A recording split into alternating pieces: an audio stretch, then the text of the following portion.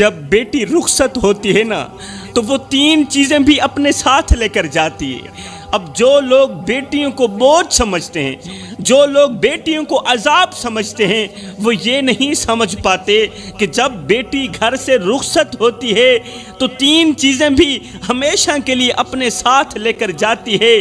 پیچھے ماں باپ روتے رہتے ہیں، ان تین چیزوں کو یاد کرتے رہتے ہیں، مگر ہمیشہ کے لیے محروم ہی رہتے ہیں۔ جانتے ہو وہ تین چیزیں کون سی ہیں؟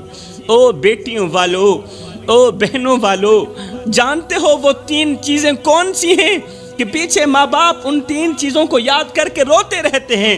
ہاں، فرمایا پہلی چیز گھر کی رونق۔ جی ہاں، جب بیٹی گھر سے رخصت ہوتی ہے نا تو گھر کی رونق بھی ساتھ لے کر جاتی ہے، کیونکہ رونقیں تو بیٹیوں کے ساتھ ہی جڑی ہوئی ہوتی ہیں۔ میرے بھائیو، دعا کیا کرو اللہ تعالیٰ بیٹی دے تو اس کے ساتھ نصیب بھی اچھے کرے، بیٹی کے مقدر بھی اچھے کرے، کیونکہ بیٹیاں تو سب کو مل جاتی ہیں مگر ہر بیٹی بھی اچھے نصیب والی نہیں ہوتی۔ آج بیٹی کے نصیب کی مٹی کالی ہو گئی، اس کے سونے کی چوڑیاں آگ کی زنجیریں بن گئیں۔ باپ نے سمجھا تھا کہ جس طرح یہ میری شہزادی ہے اسی طرح سسرال والوں کی بھی رانی بن کر زندگی گزارے گی، مگر ہائے سوئے ہوئے مقدر والی بیٹی تو گھر سے رخصت ہو گئی، سوئے ہوئے مقدر والی بیٹی تو گھر سے چلی گئی۔ باپ ہر شام بیٹی کے بچپن کی تصویر دیکھتا، رو کر کہتا میری بیٹی تو بڑے ہی نصیبوں والی، میری بیٹی تو بڑے ہی مقدروں والی ہے، مگر باپ کو کیا خبر تھی کہ سسرال کی دہلیز پار کرتے ہی بیٹی کے مقدر کی مٹی کالی ہو جائے گی۔ باپ کو کیا خبر تھی کہ جس بیٹی کے لیے وہ دلہن کا جوڑا لے کر آیا تھا آج وہی جوڑا بیٹی کے آنسوں سے گیلا ہو چکا ہوگا۔ اسے کیا خبر تھی کہ میری بیٹی ہر رات باپ کو یاد کرتی ہے اور کہتی ہے ابا تیری بیٹی ہار گئی، تیری بیٹی کے مقدر سو گئے۔ باپ نہیں جانتا تھا کہ جس بیٹی کو وہ رانی بنا کر رخصت کر رہا تھا وہ آج اپنے سسرال میں نوکرانیوں جیسی زندگی گزار رہی ہے، وہ ملازموں جیسی زندگی گزار رہی ہے۔ وہ نہیں جانتا تھا کہ آج بھی میری بیٹی میری خریدی گئی چوڑیوں کو اپنے سینے سے لگا کر کہتی ہے، رو کر کہتی ہے ابا تیری چوڑیاں تو سلامت ہیں مگر تیری بیٹی کے نصیب کا آئینہ ٹوٹ چکا ہے۔ سسرال والے بیٹی کو غلط کہتے رہے، بیٹی کو جھوٹا کہتے رہے، بیٹی چپ رہی، بیٹی کو غربت کے تانے دیتے رہے، وہ چپ رہی۔ پھر آخر میں کہا بس اب کھیل ختم ہو چکا ہے، اب کھیل ختم کرتے ہیں، تیرے باپ کو بلاتے ہیں، اس کے سامنے ہی طلاق کی پرچی تیرے ہاتھ میں پکڑا دیتے ہیں۔ یہ سن کر بیٹی کا دل کانپ اٹھا، بیٹی کا دل کانپ اٹھا۔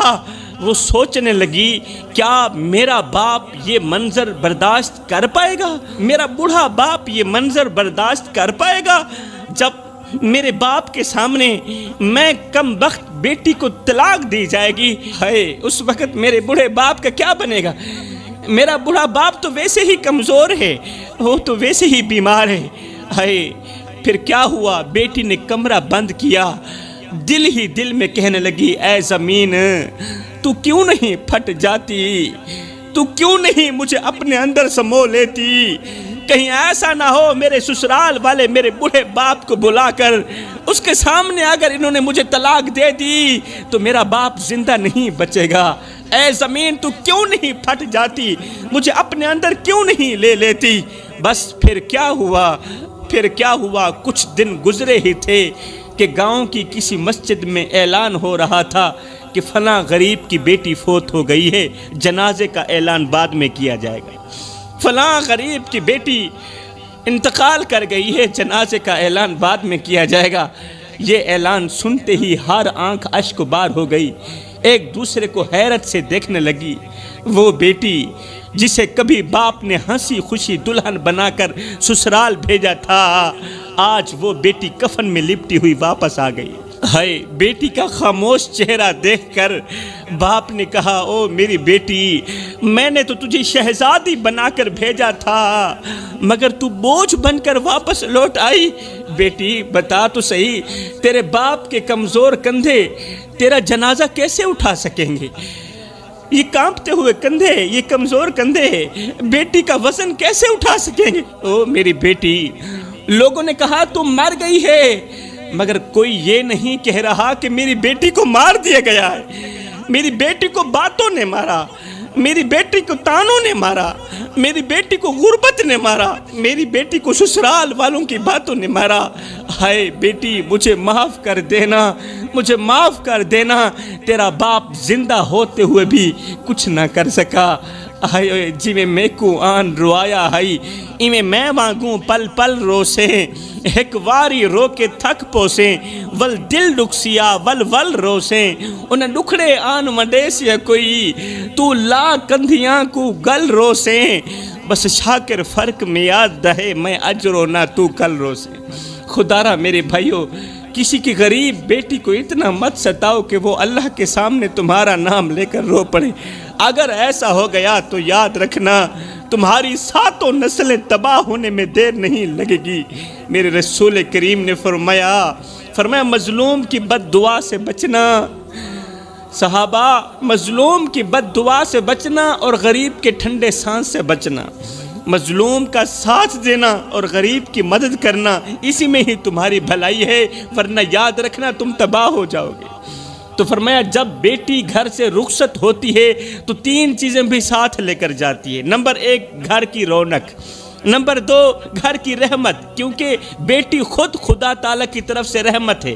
جس گھر میں رحمت ہوگی، جس گھر میں بیٹی ہوگی وہاں رحمت ہوگی، جہاں رحمت ہوگی وہاں ہی رحمت کی بارش برسے گی۔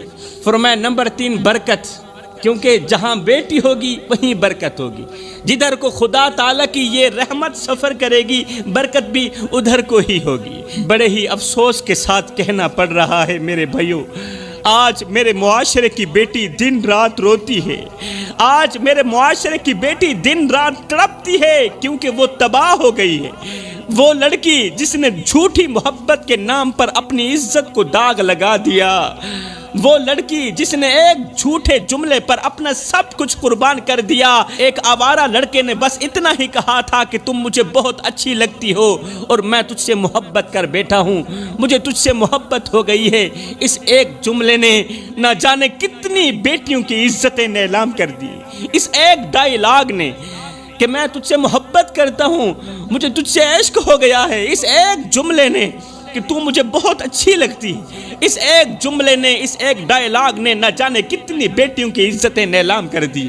شروع میں تو باتیں صرف میسج تک محدود تھی۔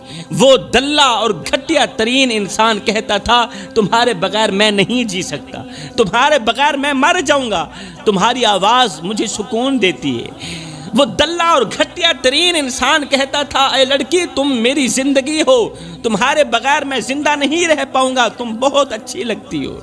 ہائے اس دھوکے باز کا ہر جملہ زہر تھا، مگر یہ لڑکی، یہ بیٹی اس زہر کو محبت کا میٹھا گھونٹ سمجھتی رہی اور تباہ ہو گئی۔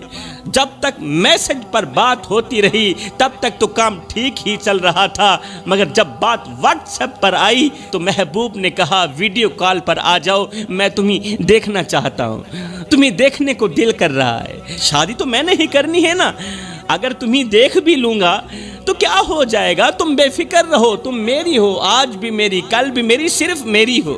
وہ نادان بیٹی نہیں جانتی تھی کہ یہ محبت نہیں، یہ عزت کی موت ہے۔ پھر وہ دن بھی آیا جب اس لڑکے نے کہا ہوٹل میں ملو، میں تمہیں غور سے دیکھنا چاہتا ہوں، شادی تو میں نے ہی کرنی ہے نا، میں کون سا تمہیں چھوڑ کے بھاگنے والا ہوں۔ جیسے کیسے یہ نادان لڑکی، ماں باپ کی عزت کی دھچیاں اڑانے والی لڑکی خوف کے مارے ہوٹل کے کمرے تک پہنچ ہی گئی۔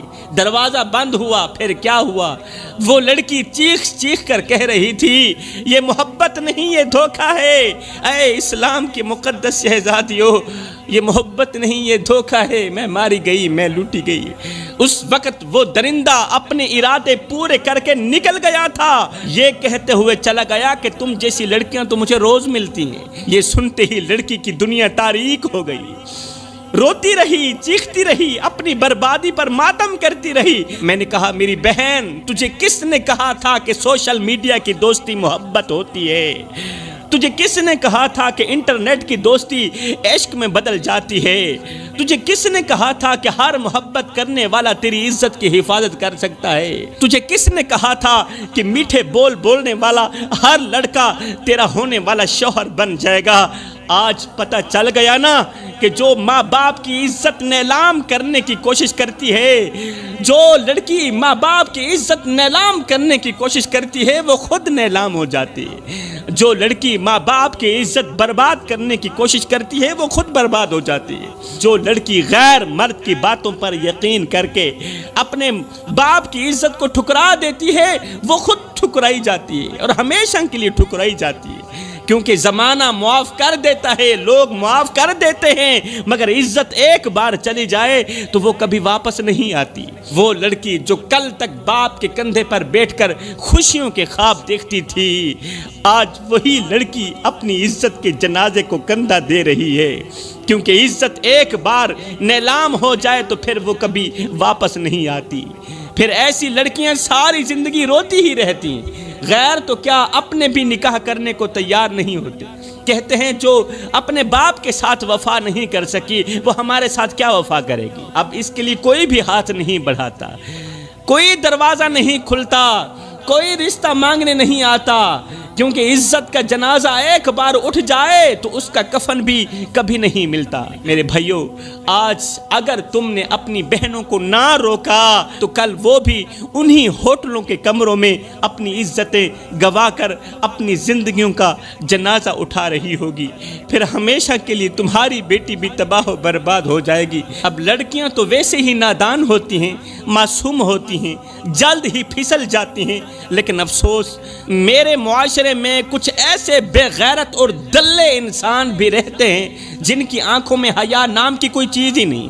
یہ وہ لوگ ہیں جن کے دلوں سے انسانیت مر چکی ہے، جن کی غیرت دفن ہو چکی ہے۔ یہ وہ خنزیر نسلوں کے لوگ ہیں جو رات کی تاریکی میں بھیڑیوں کی طرح گھومتے ہیں، کتوں کی طرح کبھی ادھر کو گھومتے ہیں کبھی ادھر کو گھومتے ہیں، معصوم لڑکیوں کو اپنی میٹھی باتوں کے جال میں پھنسا کر ان کی عزت کو نوچتے ہیں، معصوم لڑکیوں کی عزتوں کو نیلام کرتے ہیں۔ یہ وہ بے غیرت اور دلے لوگ ہیں جو جب بھی بناتے ہیں غریب کی بیٹی کو ہی نشانہ بناتے ہیں، عزت دار کی بیٹی کو ہی نشانہ بناتے ہیں، کیونکہ انہیں معلوم ہے نا کہ غریب بیٹی کے حق میں کوئی نہیں بولتا، غریب کے حق میں کوئی نہیں بولتا، اس لیے تو غریب کی معصوم بیٹیوں کی عزتیں نیلام ہو رہی ہیں۔ یہ بے غیرت نوجوان وہ ہیں جو کبھی گلیوں میں کھڑے ہو کر لڑکیوں پر آوازیں کستے ہیں، کبھی واٹس ایپ پر میٹھے بول بول کر محبت کا ناٹک کرتے ہیں، کبھی ہوٹلوں کے کمروں میں بلا کر معصومیت کا سودا کرتے ہیں، اور جب ان کی ہوس پوری ہو جاتی ہے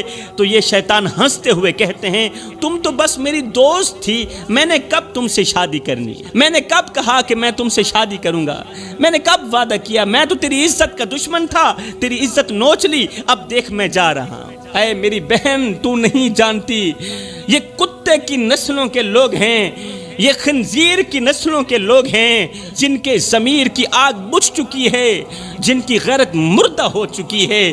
یہ وہ درندے ہیں جو غریب کی بیٹیوں کی عزتوں پر وار کر کے خود کو مرد کہلاتے ہیں، خود کو مرد سمجھتے ہیں، مگر حقیقت میں وہ مرد نہیں ہیں، حقیقت میں تو وہ بزدل ہیں، حقیقت میں وہ بے غیرت ہیں، حقیقت میں وہ دلے ہیں، حقیقت میں وہ شیطان کے پجاری ہیں، حقیقت میں وہ جہنمی ہیں۔